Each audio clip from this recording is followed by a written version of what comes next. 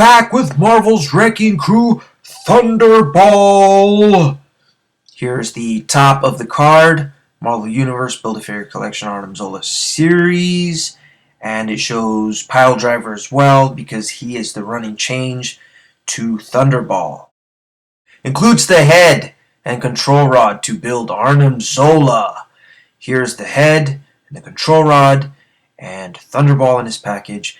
And yes, Pile Driver does come with a variant head, but the same control rod. Let's look at the back of the package. Here's the top of the package. Same as the rest. Artwork by Ed McGuinness. You see, Ed McGuinness does a whole lot better with the bigger characters. He just makes them big, badass, and bulky. And he tends to add that big jaw. So I like the way he does his bigger characters. I'm not so fond of his smaller characters. Marvel's Wrecking Crew, destroyers of buildings, men, and heroic will. Yes, sir. This is the same package as Pile Driver, which we will be reviewing later tomorrow. Here's the rest of the crew to build Arnim Zola. Spider-Man does not come with a Build-A-Figure piece. Let's move on.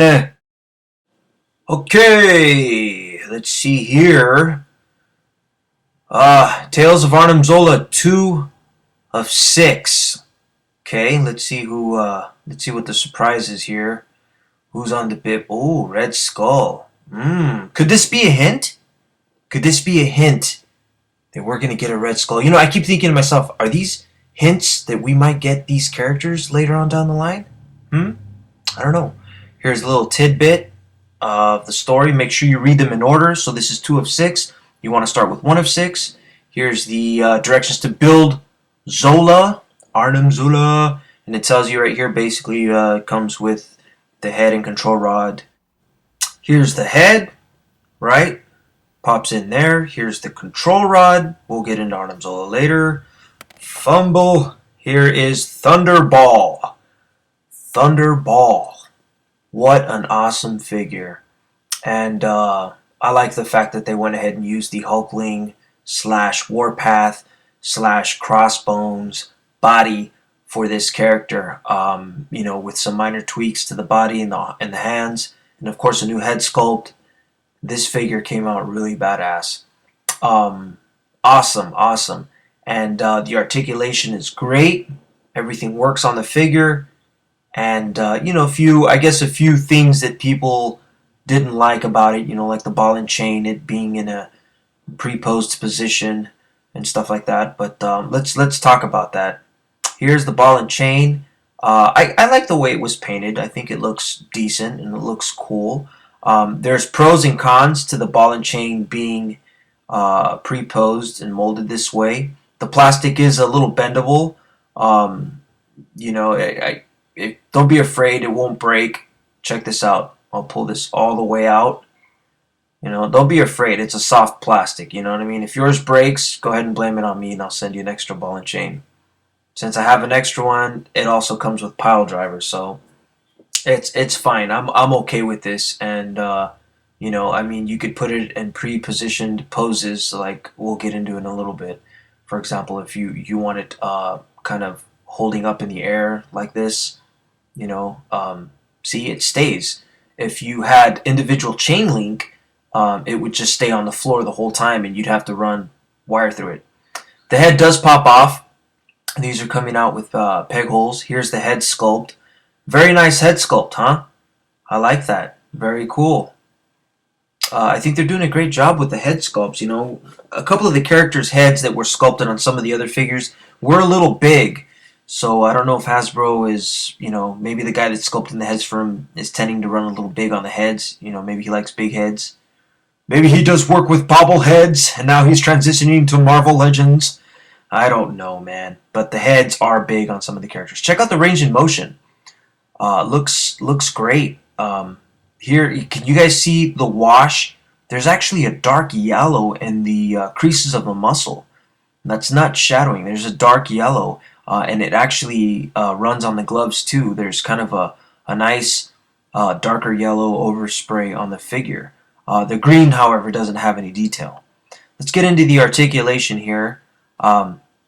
The figure does look all the way down, which is really cool because he's a tall character. Does look, my God, almost all the way up, which is really awesome.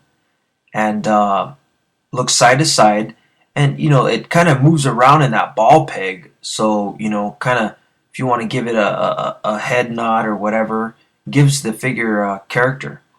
Here we've got the regular ball joints, right? Those are fully functional. We've got the bicep swivel, right? We got the single jointed elbow, and we do have a forearm swivel here. Now we do have a fixed grip. That's alright, we'll get into that later. Here is the torso. We're missing the abs there. That's how we know it's the Warpath body. Goes back pretty well. Goes forward quite a bit, which is awesome. And we've got the torso twist here, right? Now let's get into this. Now here's the crazy part. I thought they had redone this to make it a T-joint, but it's actually done, but it's not a T-joint. They still lined up that joint. You got to twist it in order to get him in a sitting position, which is kind of weird. But it does go all the way up. So I don't have any complaints as long as the figure has the articulation. It can go all the way up. But I thought they were doing the T articulation on all the hips that we were working, which is kind of odd that they didn't do it with this one. There's a double jointed knees. There's no calf swivel, right? Which is normal because none of the other figures have it, like Crossbones or Warpath, right? So that's not happening there. We've got the toe articulation, right? And foot bends up, bends down, and we got some decent pivot here. Not a whole lot, a little bit, Wish it would have had a little bit more, and I wonder if they're going to retool this in the future since they did the hips. If maybe they're just going to end up retooling the bottom of the feet later on. I don't know. We'll see. Here's another good thing about the ball and chain. It can act as a third leg. That's right, I said it, a third leg. And it adds stability to your pose. That chain back there and ball is actually resting, and it kind of holds him up, depending on whatever position you put him in. So it kind of acts as an anchor and a stabilizer, I guess you would say, when posing the figure on his feet. So there's ups and downs, and the only down of having individual chain link is being able to throw it over your shoulder or other poses. But you guys can customize one. It's not hard to customize one on your spare time. Here on this next shot is also another reason why it's good to have that pre-positioned pose on the ball and chain link. For example, you get his feet planted on the ground and you get him into a swinging motion, and the ball and chain will stay in the air. So it kind of helps out with your ACBA or your posing on your shelf. You don't have to worry about that ball and chain being on the floor constantly. So you can actually show it swinging in mid-air, hitting the character, whatever, and him flying across the air or whatever. But there's lots of things you can do with this character. Overall, I'm going to give this figure a 9 just because it didn't have a few paint details, but overall, awesome figure and awesome fun factor. So Thunderball in stores now, Walmart. Go get you some, guys.